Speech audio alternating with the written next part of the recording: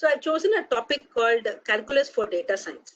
All right. So data science is a buzzword now, and many of us are, even if you're a student, you're wondering whether you want to take a plunge into data science, or you may be working in some other area and you may want to take a, find out what it is to do about data science. All right. And being a mathematician, I thought it would be apt to connect calculus and data science. And for me, calculus is a very beautiful subject, and I thoroughly enjoy teaching calculus. So that is one more reason why I chose this particular topic. So let's move on.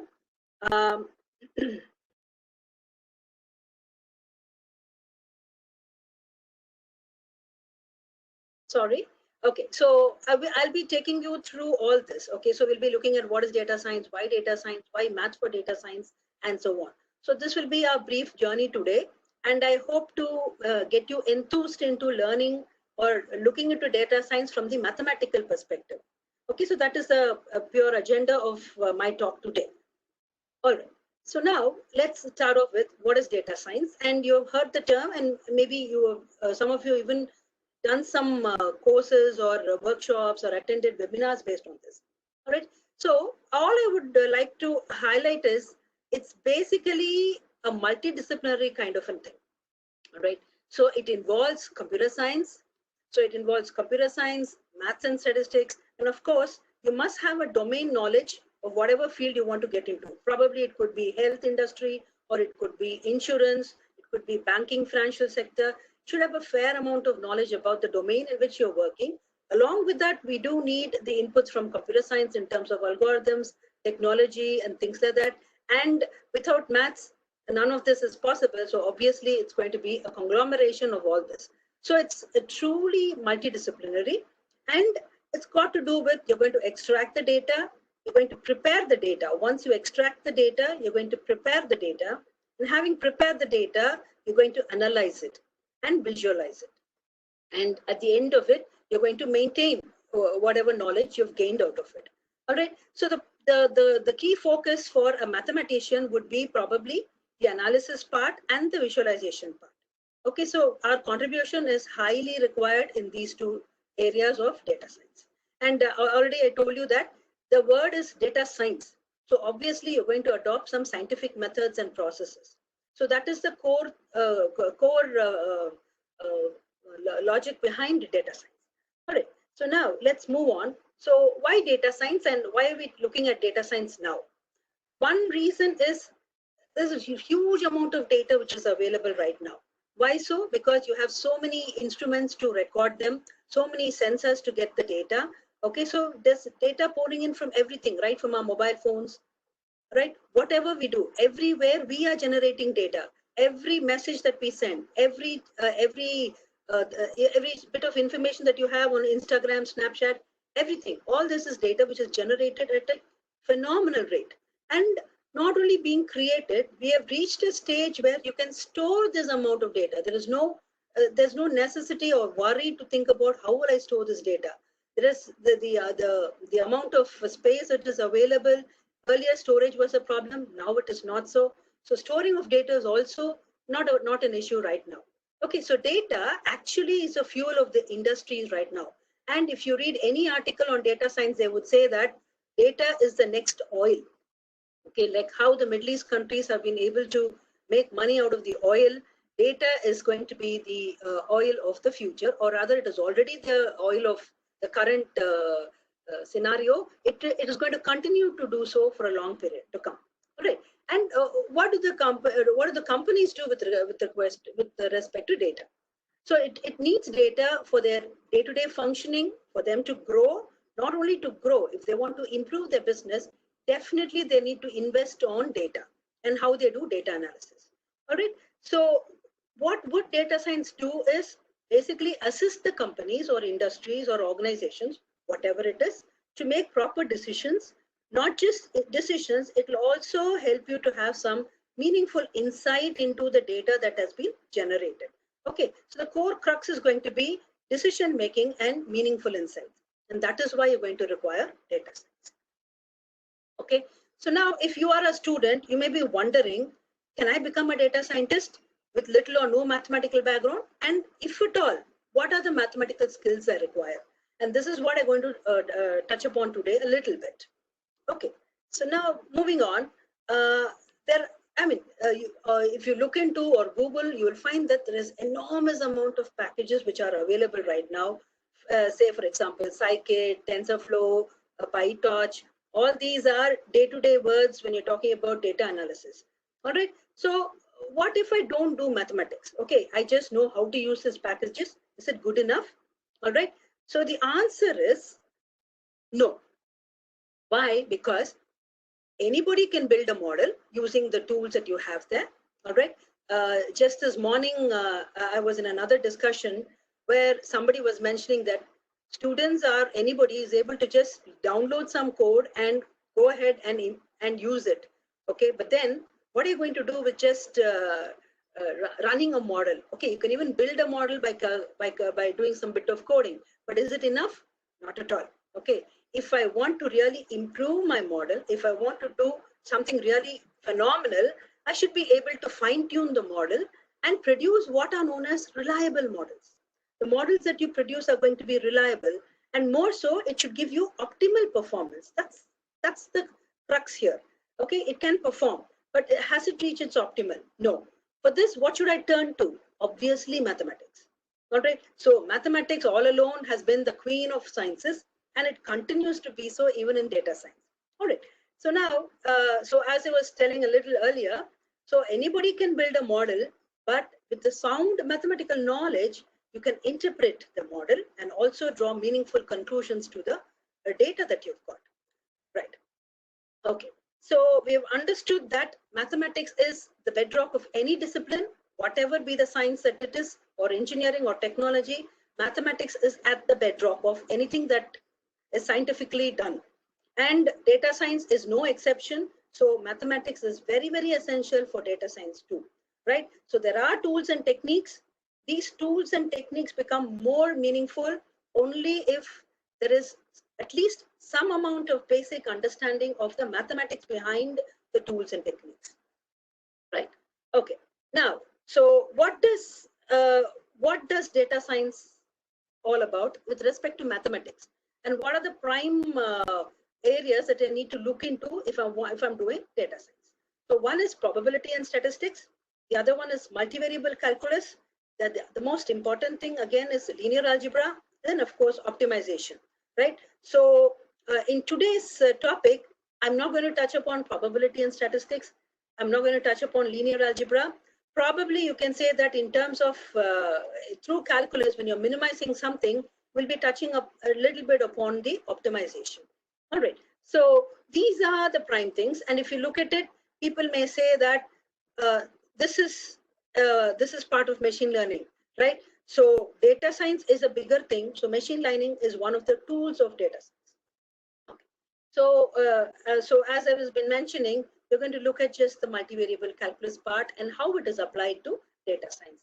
So people who want to take a plunge, you should know a little bit of probability and statistics. You should know something about optimization.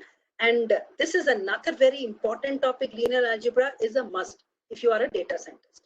Okay, moving on. So as I told you, these are the four main things: probability statistics, multivariable calculus, linear algebra, and optimization methods.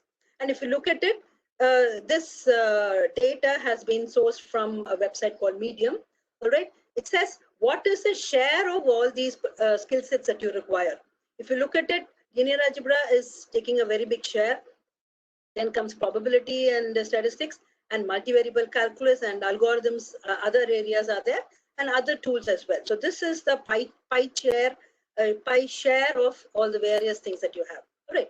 So again, what I'm trying to tell is today we're going to concentrate on this 15%, or it is just a projection that they have given. We're going to concentrate on what is the role of multivariable calculus. Okay, but before we come to that, I'll quickly tell you what's going to happen with probability and statistics, linear algebra, and optimization, and then we'll move on to multivariable calculus. Right. Okay. So when I'm looking at probability and statistics, so in data science,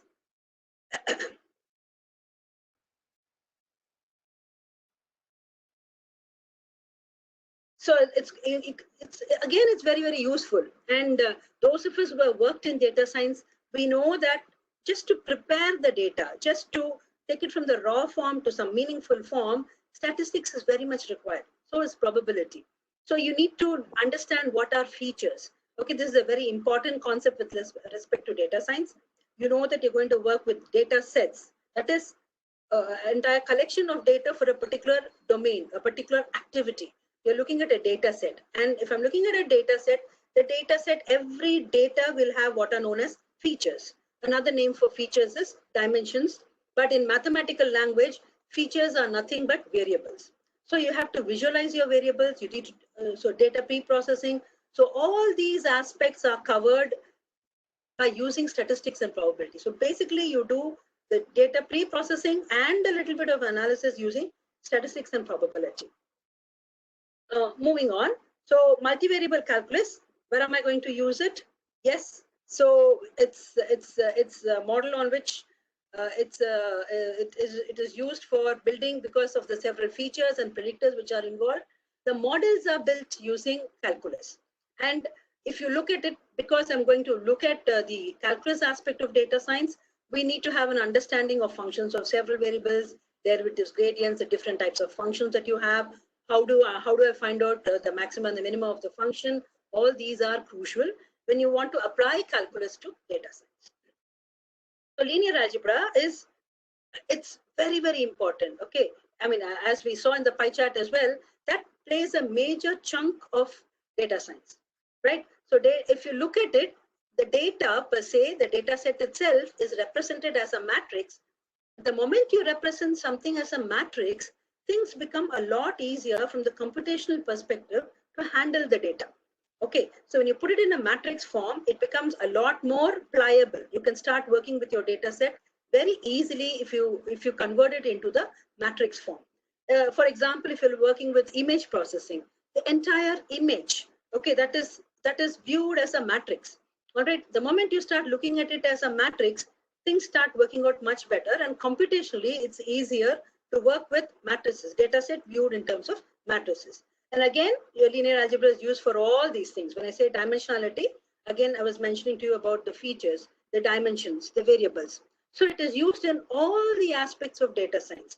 Okay, but today's focus is not going to be on linear algebra. We're going to look at calculus. Right. Okay. So of course, optimization also. So I said we can combine look at optimization as a particular aspect of calculus. Of course, yes, because you're going to look at minimizing something. All right. And with respect to one of the examples that we're going to see, we're going to understand how we are going to arrive at the optimal weights. Okay.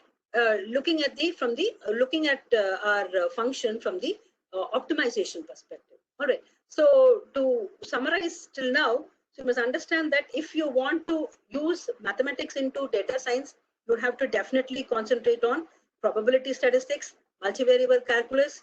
Then you need to look at linear algebra and of course the optimization techniques. Okay, so our focus today is going to be on calculus. And the calculus, as we know, is a beautiful branch of mathematics where we're going to study rates of change. This is from the bookish kind of a definition. This is purely mathematical that I'm showing you right now. Okay, so if I'm talking about rates of change, obviously I'm talking about the differential calculus. If I'm talking about length, area, volume, obviously I'm talking about the integral calculus. And the beauty of calculus is that you're looking at small changes, because the word calculus means small stone. All right. So you're looking at small changes to understand something bigger.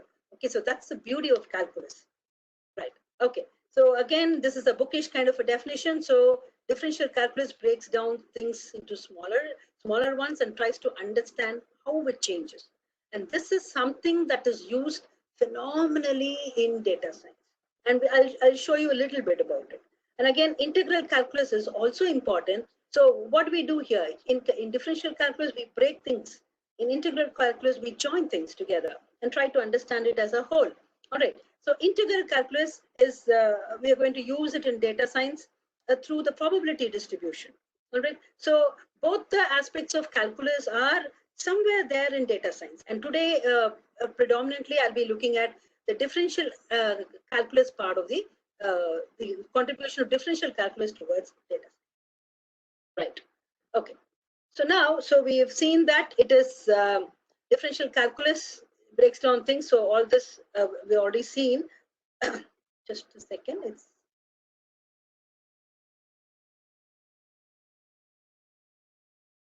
okay.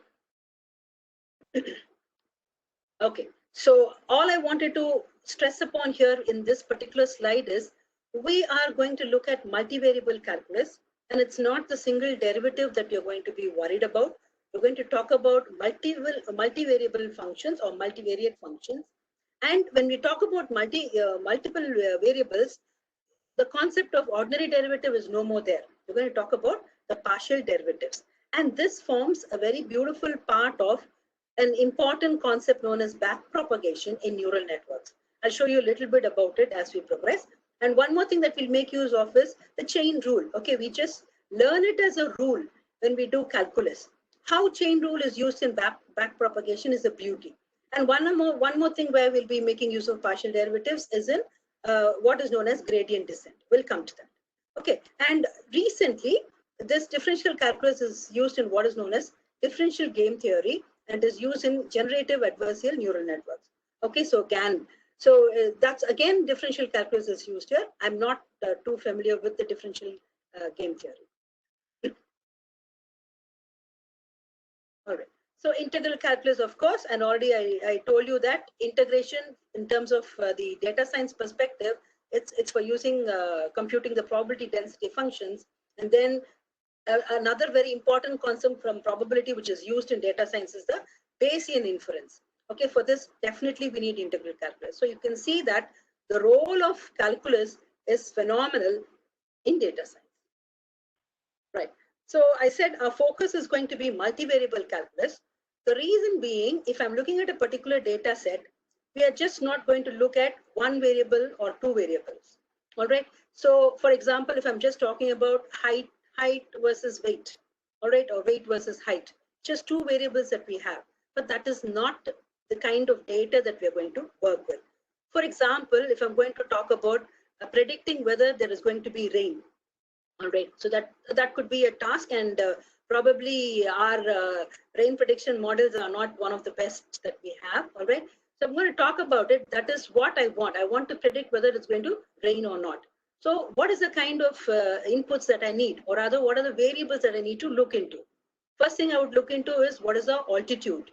All right, I would look at what is the latitude, what is the longitude, what is the humidity, what is the temperature. So if you look at it, and some more variables, of course, wind pattern, things like that. So each one of them, latitude, longitude, altitude, humidity, temperature, all these are our variables. Okay, so these are all our dimensions. These are features in terms of data science. So based on these features, I'm going to predict something. What are we going to predict? Is it going to rain or not? Okay, so working with single variable calculus is not sufficient, is what I'm trying to highlight. So multivariable calculus is essential if you're going to work with data science. So a good understanding of multivariable calculus is essential. So moving on, so just to put in perspective what I mean by multivariable calculus. So what are we looking at? We, as I already told you, many of the phenomena that we come across, they involve more than one variable. And this is just from the student perspective, I've given it here. So here, let's get things straight. Here, Z is dependent on X and Y. Okay, so here is X and Y are my independent variables, and Z is my dependent variable. This is some example that is being given. Similarly, if you look at this particular thing that we have here, you have three independent variables, or in terms of data science, you're going to have three dimensions, three variables, three features, whatever you want to call them. And based on some functionality, you're going to derive the outcome.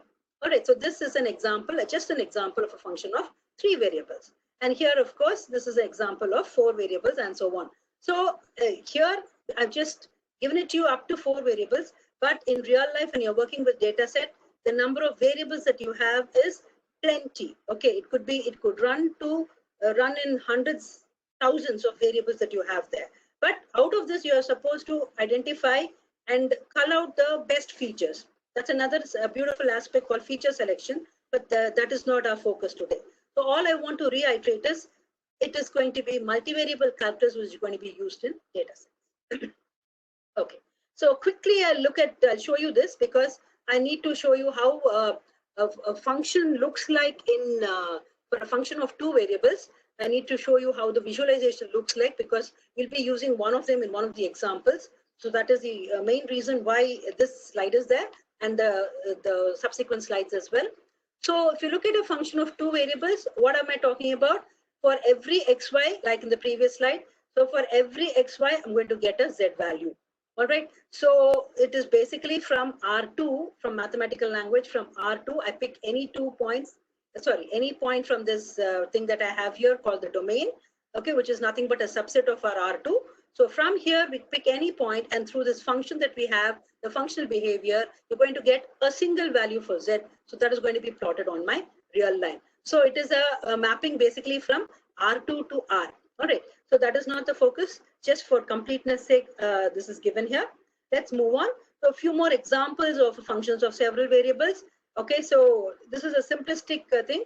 Talking about temperature. Temperature could depend on longitude and latitude. Okay, this is a very simple thing that all of us learn from school. Volume is dependent on the radius and the height. And of course, the pressure of a gas, already it depends on N, T, and V if you keep your R constant. All right. So these are a few examples from real life for functions of several variables. But when it comes to data science, it is not just 3 variables or 2 variables that we are talking about. We are talking about more than hundreds of variables. All right.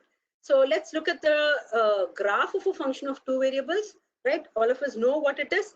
So depending on what is my xy and my function, so for every xy and there is a corresponding z. All right.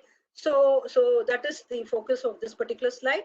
So for every xy that I have a corresponding z that we have there. So moving on, if I'm going to plot each and every point that I have in my domain, so for every xy I have a corresponding z.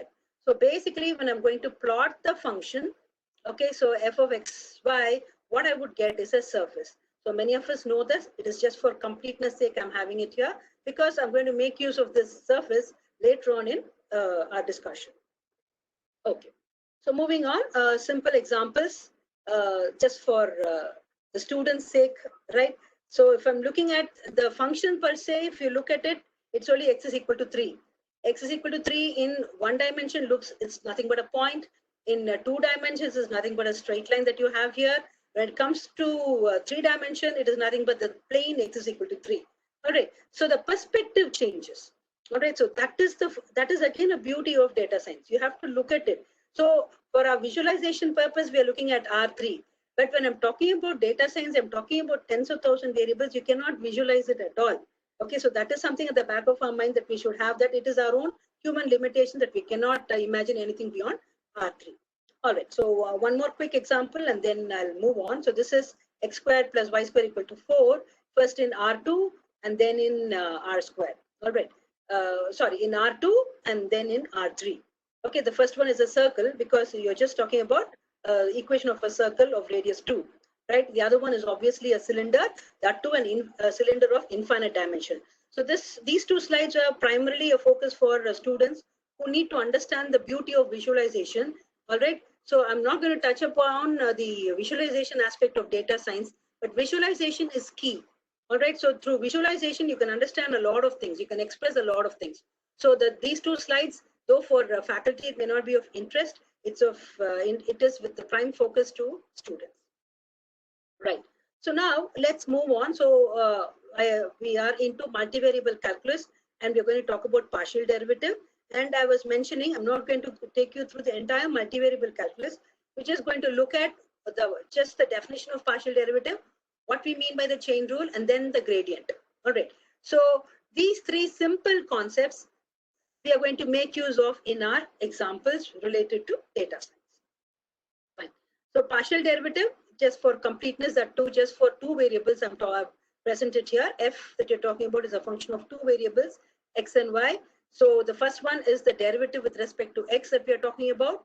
So which means that I hold my y constant and I vary just the x, And then in this limit, if this exists, then you say that the partial derivative exists.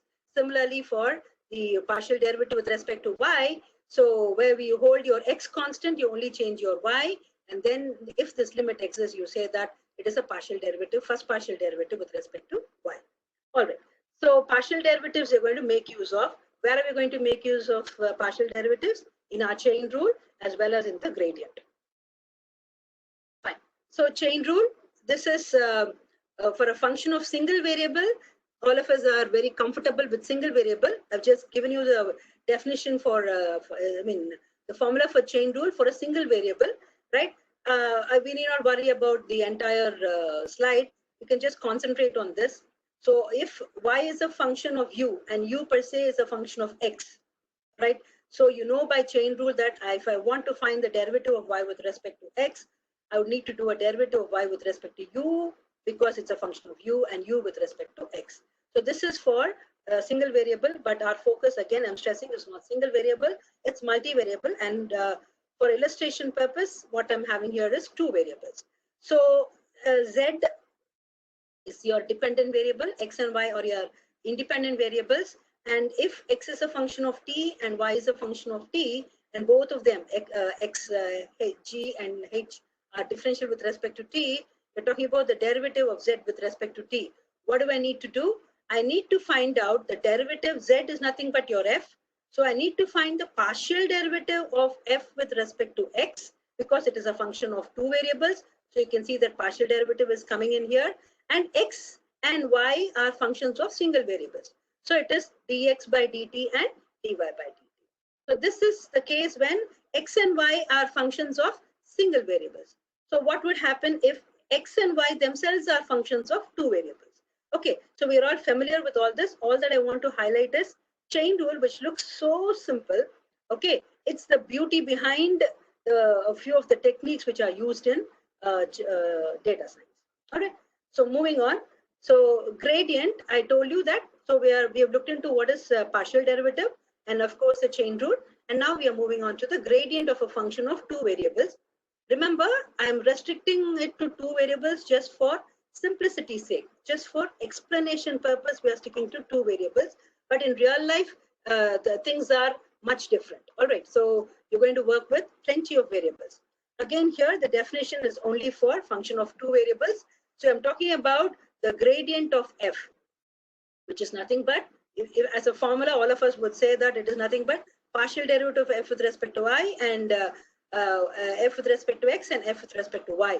Okay, and basically gradient is a vector, right? So, and what does gradient basically denote? Okay, what does it represent? It represents the direction of greatest change. This is the thing that we have to take into account. All right, so this is something, this is the underlying fact that we all need to look into. So gradient represents the direction of greatest change. Okay, and this is what is going to be made use of in data science. So simple thing, just a small vector is going to help us in analyzing something beautiful. All right, so let's move on. Right, so what do we need going back? So what do I need to calculate my gradient? To calculate my gradient, I need my derivative of f with respect to x. I need the derivative of f with respect to y as well. So that is why the next slide is about partial derivative. All right, so what does it mean? So I already showed you that when I plot a function of two variables, or that I'm going to get a surface, and dou f by dou x is obtained by keeping my y constant. So y is held the constant. So y is constant, and I vary my x. So I'm sitting somewhere on this curve, on this green line. So y is constant. I'm just changing my x. So x and z alone. So this is the line that I'm moving about. So what does dou f by dou x at a particular point give you? It gives you the slope of this particular tangent line. Okay. Similarly, if I'm going to do dou f by dou y, it is going to give me the this. You're going to hold your, at that particular time, you're going to hold your x constant. You're going to sit on one of these lines. All right. And then if I'm talking about this particular point, it's going to be, your tangent is going to be on a line to this particular curve. The curve on this particular direction is going to be a line there. And you're going to find the tangent to that particular line. Okay. So basically, you're talking about tangent. The moment you talk about tangent, you're talking about slope. All right. So what does the gradient really tell me? gradient, if I'm going to calculate the magnitude, it is going to give me the maximum amount of change which is possible, and the gradient vector per se points in the direction of maximum change. So that is something that we need to understand. Gradient points in the direction of maximum change. All right. So already I'm reiterating things again and again. This is for our student friends alone. So this is the surface that we are talking about. Gradient, if you look at it, it is a function of x and y only. There is no z involved. There is no f involved. So it is a function in the xy plane that you have there. So it is going to point in the direction of maximum. If I evaluate that particular vector at a point, I'm going to get a vector which is pointing in the direction of maximum change. But where is the change happening? On the surface. Okay, whatever be the function that we are talking about. So this points in the direction of maximum change. So that is my gradient. All right. So examples, I think I will skip. All right. So this is interesting. We'll look at this particular example. Probably you just worked it out as a problem in one of our courses, right? It says that the temperature is given here.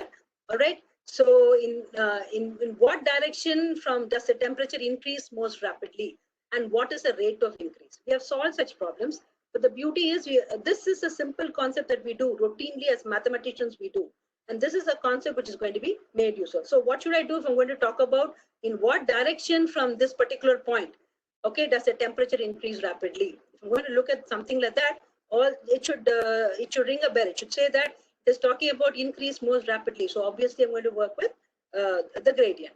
And what is the rate of change? Rate of change is nothing but the magnitude of your gradient vector that you're going to get. All right. So the calculation will skip. I'm just coming to this particular thing here. Okay. Okay. Let me get back. Okay. So if I've calculated the gradient vector at this particular point, so this is the particular thing that we get. Okay, so that is the direction. So if I'm sitting on, if I make a contour plot here or the level curve plots here, and then this is the direction in which the maximum temperature change is going to be. So if I'm sitting here, the direction that I should take is this for the maximum rate of change direction. And what is the change? It is going to be approximately 17 degrees per centimeter is the movement there. Okay, so it's a rate of change is what the magnitude is going to give you. Okay, so I hope we have a fair understanding of what is gradient, why we need gradient, and to calculate gradient, obviously we need the partial derivative. So if I'm working with partial derivatives, I know that I'm working with multiple variables. Right. So the next thing is we've seen what a gradient is. Now I'm moving on to gradient descent. So from the terminology itself, you know that I'm talking about descent, which means that I'm going to fall down. I'm going to go down. All right. So this is something very important. When would you want the change to be going down? Is in terms of error. Okay. You may want to minimize your error. All right. So for minimizing the error, you would not look at gradient ascent. Ascent is growing. You'll be looking only at gradient descent. I need to fall. I need to bring down my error. And that is what is being beautifully given by this GIF here. Okay. So the gradient actually measures the output of change if you change the input. Okay. So what this diagram is trying to tell you is, imagine that this is a bowl and you're placing a ball somewhere there. Okay, right on top. If you leave it, obviously it's going to fall down and reach the bottom. So that is the gradient descent that we're talking about. And how would it go? It will go in the direction of the rapid change. If you look at a bowl, it's almost uniform. The slope is going to be uniform. You look at something not in a uniform kind of a thing, it will definitely follow the line of where the slope is steeper and you fall down faster. Okay, so wherever you slide the ball from this bowl, it's going to fall down. Okay, so this gradient descent, not ascent, is used for error minimization. Why do we need error minimization? Already I told you that if you have a set of variables, based on the variables, you're going to do a prediction. It's a prediction.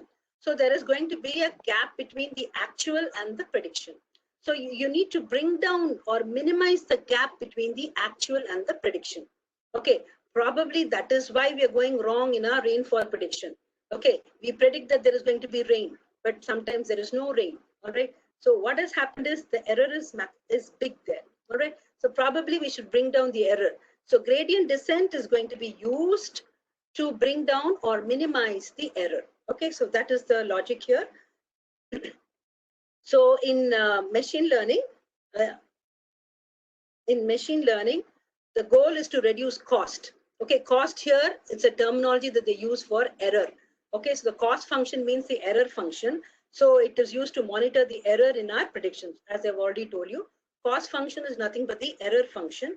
And our intention is to minimize the error function. All right. So how do I make the error smaller and smaller? It's not something new to us. We've already done this when we did statistics. We've already done it when we did our regression lines. Okay, the idea behind the regression lines is nothing but error minimization. Okay, so that is what I'm going to move on to in subsequently now. Right.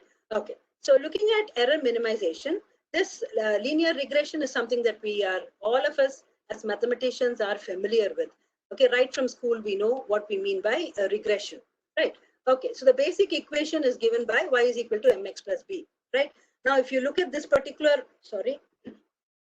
if you look at this particular GIF here, okay, you can see that it starts at a particular point. Okay, if you look at the line, the dots are nothing but our original data set. And from the given data, we have to plot a line, a regression line, which is going to fit our particular data. How do I fit the data? It has to minimize the error. Okay, the line should cut across the data in such a way that the error is minimized. What is the error? The error is nothing but, supposing I'm taking a particular point on this line. Okay, that line is probably an approximation. So the x value is here. This is what my line predicts, but the actual value is somewhere here. So this perpendicular gap that I have here is the error that we are talking about, and we have to minimize the particular error. Okay, so this is how the regression line is basically obtained, right? So when we work with the statistics, we are given some x values and our y values, and we plot them, and then we fit the regression line. Okay, well, what do I mean by fitting the regression line? We're going to get the values for our m and b. Okay, so m and b are the variables that we have there. So you can keep changing the values of m and b such that you get a line which fits the particular data. Okay, so that is the concept that you're going to use here. And this is something very crucial for data science. And here we're talking about just two variables and a line. All right. If I'm talking about three variables, instead of a line, I'll be looking at a plane. Okay, beyond that, we do not have terminologies. Okay, you can talk about plane in higher dimensions and so on. Okay, all that you're doing is a fitting of a plane of higher dimension into something of a lower dimension. Okay, so that is what you're looking at. And how do I fit the plane? The error has to be minimized. So the entire goal here is to minimize the error. Okay, so now the same thing elaborated a little bit here. So the cost function, the error function, it takes two values. M and B are the two values. Okay, so if I'm going to alter my M and B, if I change my M and B, I can get my line. Okay, so that is what is going to happen. So my error function is given by, if there are n data points that I have. Let's go back to the previous slide. If my set of data points that we have are some n data points are there, probably some 50 points are here. All right. So I'm talking about the next slide. We are talking about if there are some n data points that we have there. All right. So yi is the actual value. This is the actual value as per the plot. For every xi, we have a corresponding yi. That is the point that you get from the data. And from the line, what is it going to be? It is mxi plus b. So this is actually the actual value as per the plot. This is what I get from the line mx plus b. All right. So if you look at it, this is the actual and this is the predicted. Okay. So this is nothing but I am taking the difference. This is the actual minus the prediction. So this is the difference and we are squaring it. So this is sum of squares that we are comfortable with, and we are averaging it out over the number of data points that we have here. So this is the error that we are supposed to minimize. So I hope all of us are clear. So this yi is nothing but our given data value. For every xi, you have a corresponding yi. What is predicted from my line? mxi plus b. All right. So the difference, and I'm squaring it so that sum of squares is what is going to be minimized. So this is the error if you look at it. Now, if you look at this particular function, error function, right? Only variables. So xi, yi are some values. say 2 comma 3, 3 comma 5, something like that. So xi and yi are points that I'm having, my data values that I'm having. All right. So these are some numbers. Okay. So xi and yi are numbers. So which are the variables that I have here? I have only two variables, m and b. All right. So if you look at my error function, it's basically a function of two variables. What are the variables that we have here? M and b. Okay. So this is a function of two variables. So my input is m and b. These are my independent variables. So my output is a dependent variable error. And what am I supposed to do? I'm supposed to do an error minimization, right? So we are going to minimize this. So once I do that, how do I do that? We know how to find maxima and minima for a function of two variables. Find the first partial derivatives equated to 0. So that is purely calculus. I'm not getting into it, but I want you to get a feel of things here, right? So moving on. So the same thing here. If you look at it, I do not know how much is visible on a bigger screen. It may look nice. All right. This here that we have the 2D plot that we have here is you have M on one side and B on the other side. Okay, this is M versus B. So for different M and B values, okay, for different M and B values, you're getting a line. All right. So that is the thing here. So and if you look at this particular thing, what is plotted on this side is nothing but your error function. Okay. So we already saw that if Z is a function of X and Y, Z will be a surface. Similarly, your error is a function of M and B. So what you're going to get, this is nothing but your error surface that you have. This is the error surface, right? So as I vary so what should happen? I should hit the minimum. So my plotting of my error function would be something of this kind. The surface is going to it's going to be a cup kind of a thing. All right. So where should I go? I should go down. Okay. So my error should be minimum. I should hit the bottom. All right. So I probably wherever I start, I should hit the bottom. Okay. So when I hit the bottom, right? When I hit the bottom, if you look at this has M on one side, B on the other side, and error here. So this is M, this is B, and this is error. Okay. So when I'm hitting the bottom here, so that corresponding error is the minimum error that we have there. And those M and B values are the ones which are going to give us the best fit line for our data set. Okay. So see, we did not look at it from this perspective when we did either linear regression or calculus. Okay. So what do I mean by this particular thing that we are having here? What am I looking at? Something similar to the gradient that we're talking about. So this is nothing but my surface. Wherever I start off my M and B values, it should drop there. It should just go there and hit the bottom. So what am I looking at is a gradient descent and the direction of fastest descent into my such that my error is minimized. I hope I'm okay. So let's move on. So the idea is we have so this is in 2 dimension we are looking at. Okay. Similar kind of exercise is what is done when we work with higher dimensions as well. All right. So instead of just xi and yi, we'll be looking at x1, x2, x3, x4 up to xn. All right. So your xn could be dependent on x1 to xn minus 1. Okay. I'm talking about the variables. Okay. So till now we saw only 2 variables, x and y. What we are talking about is n variables, right? And we're talking about error minimization across that many variables. Okay, so we cannot imagine it. Just for illustration purpose, what is presented here is just for the 2 variables under regression line.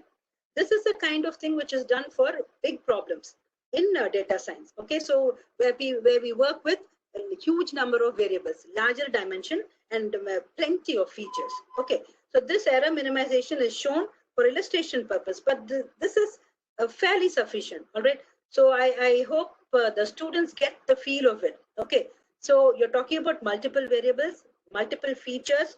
All right. And because of multiple features, the concept of partial derivative comes into play. And if I'm talking about minimization, some direction of fastest descent is what I want. If I'm talking about error minimization, instead of fastest ascent, I need a fastest descent. All right. In the example that I gave you earlier regarding temperature, we wanted to know in which direction the temperature increased. Here we are talking about in which direction my error is going to be minimized. In which path, if I take, my error is going to be minimized. All right. So moving on. Fine. So this is something that I want you to look at. It acts like a compass. The gradient acts like a compass. It always points us downhill. So we're only talking about gradient descent. All right. So only two parameters. Already told you that. All that we need to do is take the partial derivatives. So instead of error, I've just replaced the word error with E here. So it is dou E by dou M, and I have dou E by dou M. All right. You take the derivatives, you equal it to 0, you can get it. All right. But it's not going to be that simple when you're working with plenty of variables. Maybe by hand you can do for just two variables, but not so when I'm talking about n number of variables that you have. Okay, so so what do? We have algorithms for this. All right, so we can't work with just finding out the partial derivative, equating to 0 and getting the values. It's not going to be that simple. You're going to have an algorithm, the gradient descent algorithm, which is going to help you to identify your M and B. Okay, such beautiful concepts are there, right? Okay. Fine. So what do I do? So it is going to be basically an algorithm. So I will start off with my M and B values, all right?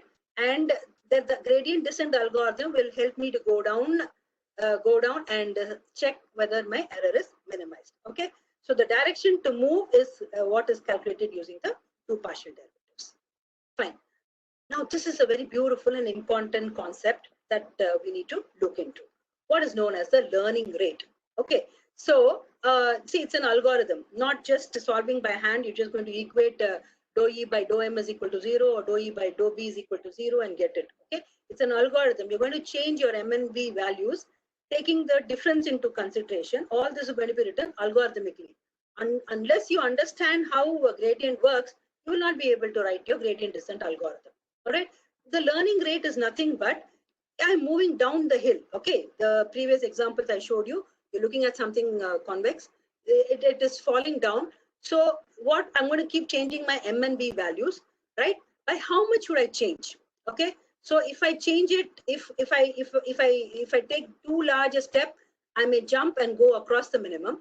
Or if I start taking smaller and smaller steps, remember it's an algorithm and your number of iterations is going to be plenty. It won't converge very fast. All right. So learning rate is another crucial concept with respect to algorithms, especially in data science and machine learning, right?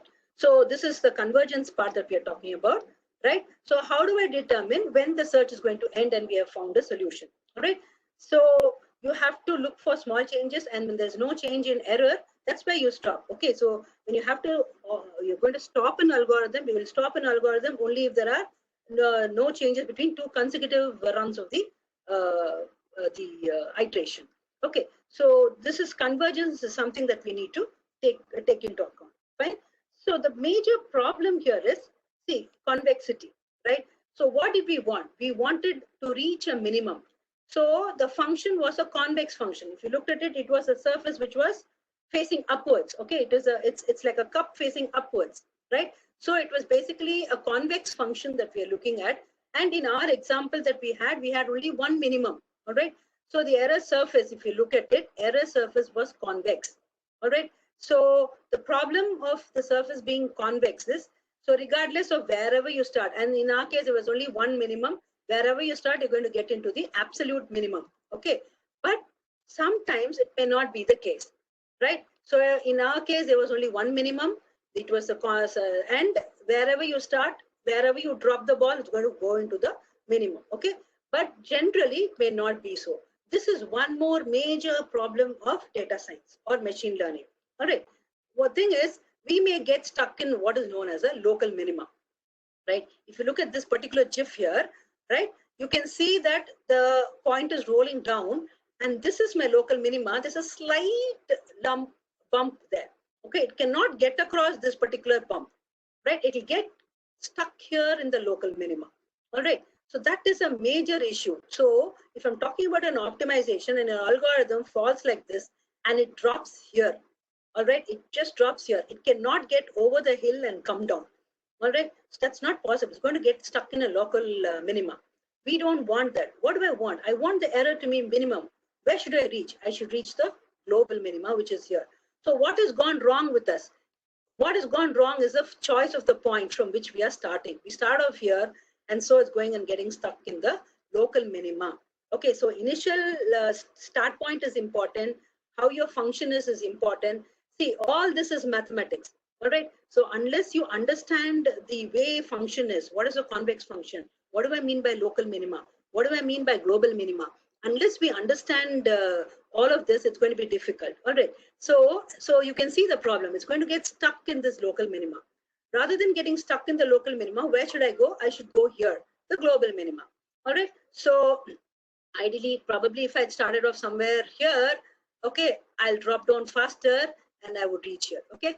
But these are problems that we have to live with in data science. Getting stuck in a local optima is a problem. Okay. But if you can connect everything, it is pure mathematics. All right. So all this knowledge of mathematics is what is built into the gradient descent algorithm.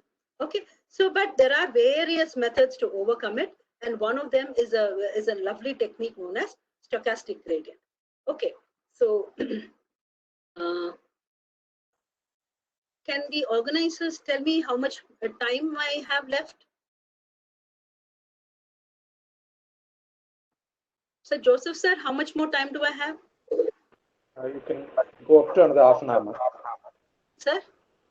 You can go up to another half an hour, ma'am. Okay, okay, fine. And thank you so much. Thanks a lot. Okay. Yeah, you're welcome. Okay. Welcome. Okay. So if you look at it, so I hope you appreciate the importance of where you start and what do you mean by local minima, global minima, right? So for a person who's not comfortable with mathematics, may not get into the skin of it and work with it, right? Okay, so I told you that one way of overcoming this problem of getting stuck in the local minima is the concept of stochastic descent, right?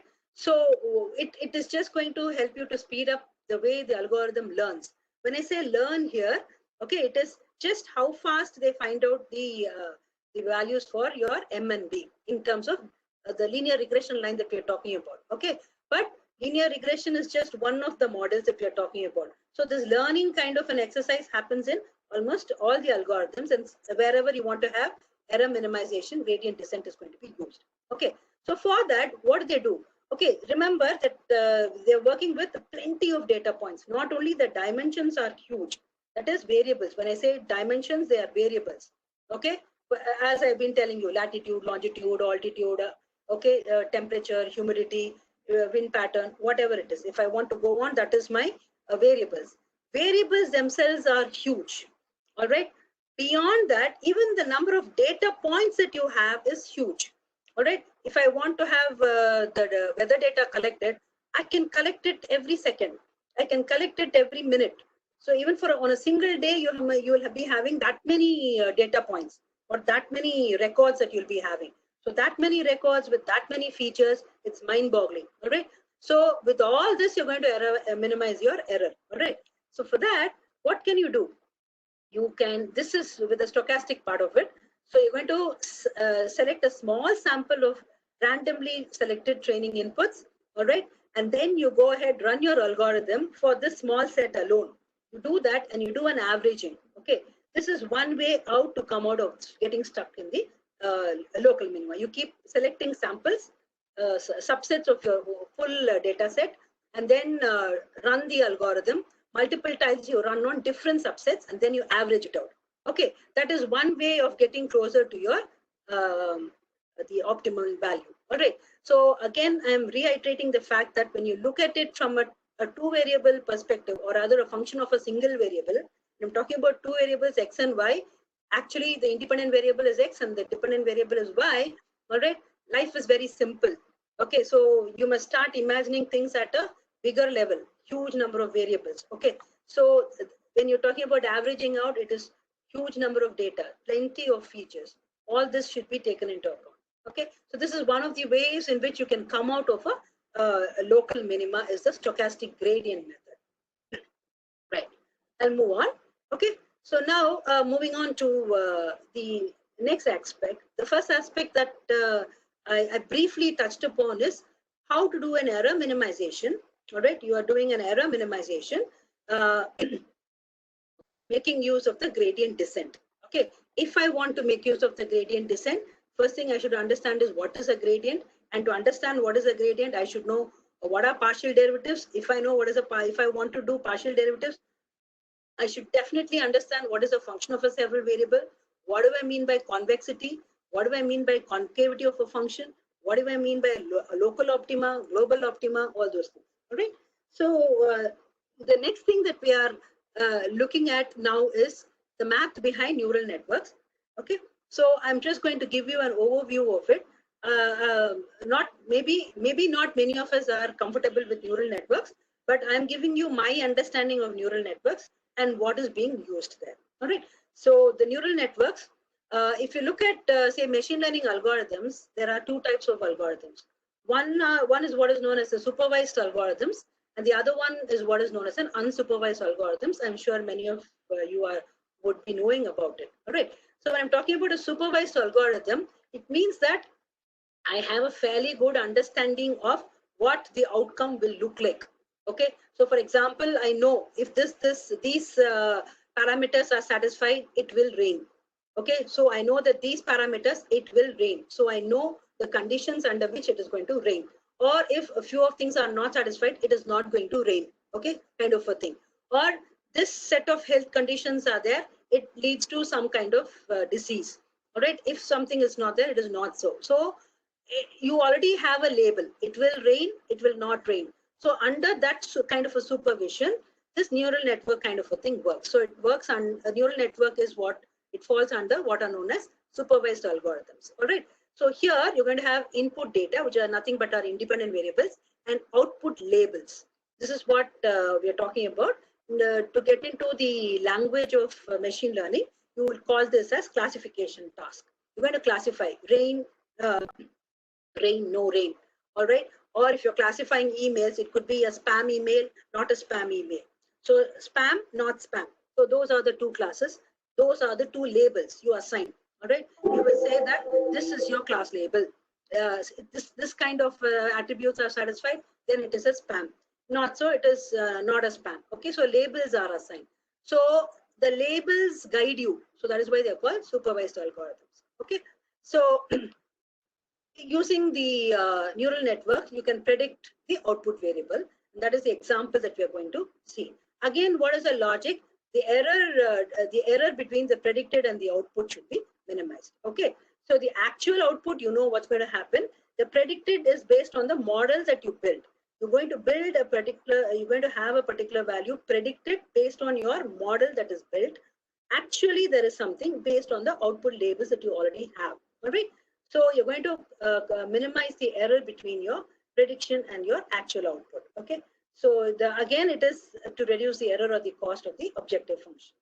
See, how much of mathematics is used? Okay, I just hope that people understand the math behind it, along with doing the coding and other things. I do hope that people understand how mathematics is used. Okay, that is the prime focus of my today's session as well. Okay, so I wouldn't claim to be a true expert, but I truly love the way calculus is used behind all these things. Okay. So this is an example taken from one of the books. All right. So this is an example of a neural network. Okay. Here, those of us who are familiar, you know that each circle, the node that you have represents the neurons. Okay. This is nothing but you're mimicking your brain network. All right. So it's basically your neurons that you have. So you have 2 neurons here, four neurons here, and so on. Okay. So in the language of neural networks, this is known as the input layer. Okay. And this is known as the output layer. And in between the two, you have what are known as hidden layers. I'm not getting into the full explanation about neural network right now. So if you're interested, you can very well Google it. There are so many courses on neural networks. I'm sure you can do it. My focus is only on the calculus part of it. Right? So now you can see that the neurons are connected to each other by all these wirings that you have here. So for us, mathematically, if you look at, there's a node here, there is an arrow connecting this. So from this neuron, you have a connection going to this neuron, this neuron, this neuron, and this neuron. Similarly here. All right. So this is the hidden layer that we are talking about. So you have an input layer, you have an output layer, and you have 2 hidden layers, right? So, and the number of neurons, okay? So the input layer, if you look at it, that is where if I'm showing two neurons here, it means that I just have two variables as input. Okay, so this has just two variables as input. I'm not talking about two data points. It is two variables, probably height and weight, something like that. So you have two variables as inputs, and I'm predicting something. All right, if my height is this and my weight is this, probably I am guessing my BMI. Okay, so that is my prediction. Okay, you can take that as your prediction. So this is the output that I'm expecting. All right, so this is the input that you have. Fine. So for every data, you'll keep giving your inputs here, right? So this, maybe the height values will go here, weight values will go here, and this is where you're going to have the kind of connection that you have in the brain. So in the brain, you have the neurons. All right, the entire structure of a neuron, you know, the cell is there. Then you have the dendrite, you have the axons. All right, so these are the connections that you have between neurons. So one neuron to another neuron, and you have the layers coming up here. The idea is to forget about all these things. Now in neural networks, this hidden layer, it forms a crucial part of it. The number of layers that you can have in your hidden layers also is, it changes. Okay, it depends on your problem on hand. This particular example, you're having two hidden layers, hidden layer 1 and hidden layer 2. So at the first instance, when the inputs come, these are the weights which are assigned to the connections, right? So it is basically a vector operation, x1, w1, okay, it goes on connecting. So if I'm going to get to this particular neuron, it will be x1, w1, it will have x2, w2. So that will be the input coming to this particular neuron, all right? Along with, there's something known as bias and things like that. So understand that these are the connections with some weights, and then you'll have something known as a bias. Bias actually tells you when to trigger. And you know, if you look at your biological network, there'll be an activation which is happening at the synapse. So a little bit of biology is required. So at the synapse, what is the activation that should happen so that it fires, your neuron fires, and the information is processed from one neuron to the other, that kind of a thing. So at a particular neuron, if you look at it, it will be the input from this neuron and this neuron. It will be a weighted sum over W1 and whatever be the weight here, okay? Weighted sum, plus you add a biasing term. Biasing term tells you when you should consider that input. Beyond a particular threshold only, it will be considered. So biasing term is also added here. So it is basically x1 w1, x2 w2 plus a b1 or something like that. Okay, so that is what will go in here, and this will get activated based on something known as an activation function. So from here to here, the entire flow happens. At the end of it, you're going to have a prediction, right? So this is I'm not getting into the skin of neural networks, but this is how it flows. Okay, so this is what is known as the feed forward network. So from here to here, you're moving forward. When you reach here, you're going to get an output. All right. So I already told you that neural network is a supervised kind of a model. All right, which means that if my height is this and weight is this, I know what is my BMI value. From my previous knowledge, I know what is my actual BMI which I should get. All right. But based on my model, I'm going to get some BMI model. That will be my predicted output from my model. Actually, I'll be having one value for my BMI. The prediction is what comes out this particular neuron. Okay. So I hope you're getting what I'm arriving at. Okay. So already I know certain labels, and my model is trying to arrive at a particular value. So what should happen? Like in the case of linear regression, my error should be minimized. The difference between my the actual value that I have here, actual BMI, and the predicted BMI from my model. The example of BMI is just for example, but real life examples are plenty. Okay. Now moving on. So what has happened here in our example? You had two hidden layers. I already told you. Each hidden layer is having four neurons. So in neural network, you have two major phases of the neural network. Feed forward is when you go from the input layer to the output layer. Okay. So now what happens is, I was talking to you about the weights and the biases. So based on some weight and some bias across the layers, you have reached the output. All right. So having reached the output, now what should I do? I should check my prediction with my actual. Okay. If it doesn't come very close, it may not be equal. It should come very close. Rather, my error should be minimized. If my error is minimized, I can keep quiet. Otherwise, what should I go? I should go back and correct my weights and biases. Okay, so going back is what is known as back propagation. And what am I going to make use of back propagation is nothing but gradient descent. Okay, it's so beautiful. So how much of mathematics, if only mathematicians look at it more seriously in terms of the hardcore maths which is there, we can add a lot to it. All right. So this is something which, already told you. So in the feed forward phase, so predictions are made using the input node values, weights and biases. I already told you. So input, whatever is your variable inputs that you give, weights which are there across the layers, and the biases, of course, across the layers. So the output, your prediction is based on all this. So that is what is summarized here for one particular layer. It is given here. Notation is a little different from our usual mathematical notation. If you look at the neural network, notationally it is very different. But once you understand the logic behind how they've given this notation, you'll appreciate it. I would urge you to look into the notational part of it later on. I'm not going to cover it right now here. It's beyond the scope now, right? So basically it is, this is something that is the input into the weight plus the second input into the weight plus the bias. Okay, so this is what will happen at the hidden layer 1. All right, and then there is an activation function which acts on it. I do not know whether you remember in the initial slide when I was talking about calculus, I was mentioning about different functions. Okay, there is something known as sigmoid function, the ReLU function. All these are functions which are made use of as activation functions. And that is what is going to trigger the output from one layer to the other. Okay, so based on this, so this is computed. So your ZH21 is computed, and the activation function acts on this, or rather this is the input to your activation function, and then that particular node is activated, and then the information is passed on to the next layer. So this is how it works. This is a feed forward thing that we are talking about. So at the end of it, so we have come layer by layer. We started the input layer, then we go to hidden layer 1, 2, we come to the output layer. So we have got our prediction. So, okay, so we've got our prediction, not just for one data, for n data points we have got. And each data point, as per this neural network, okay, for each data point, there are 2 input variables and 1 output variable, which is my dependent variable, which is my prediction. All right, so this is the predicted value which comes out of our model, the predicted BMI as per what I've been talking. This is the observed BMI as per the traditional knowledge that you have. What is the observed value? All right. So the predicted minus this. So again, it is the mean sum of squares that you need to compute. And what should I do? I should minimize this error. Okay.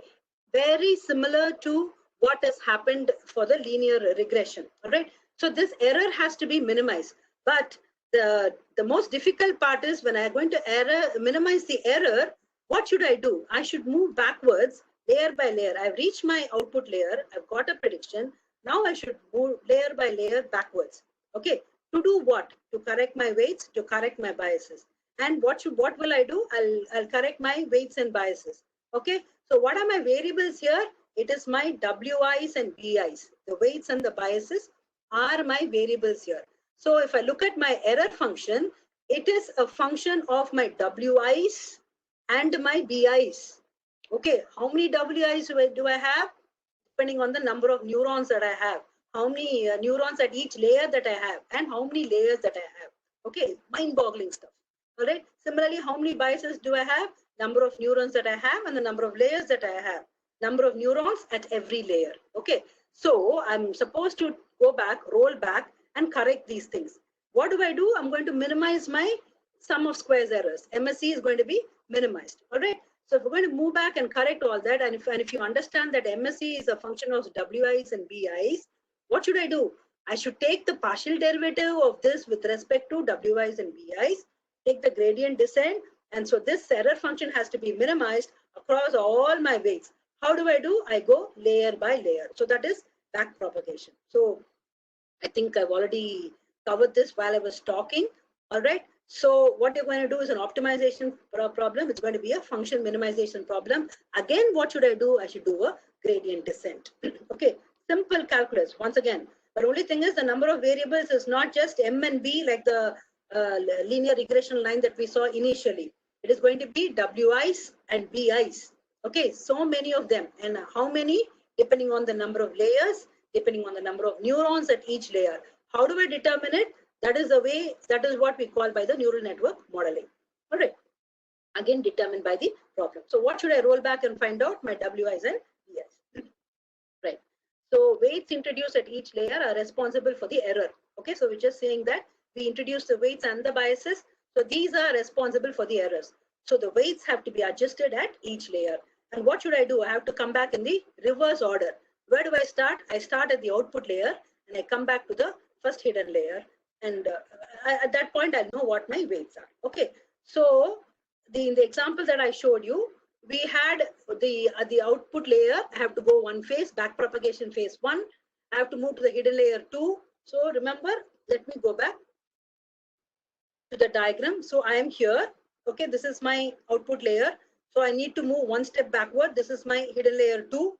Then I need to go one layer backward still. This is my hidden layer 1. So one step from here to here, then from here to here and here to here.